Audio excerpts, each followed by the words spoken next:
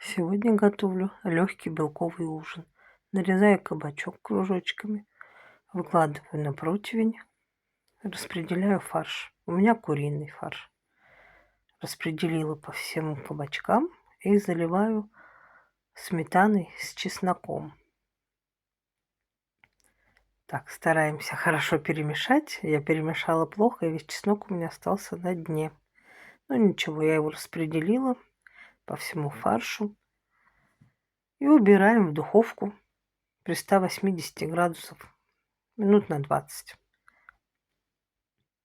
Затем достаем, посыпаем сыром и еще раз в духовочку до румяной корочки.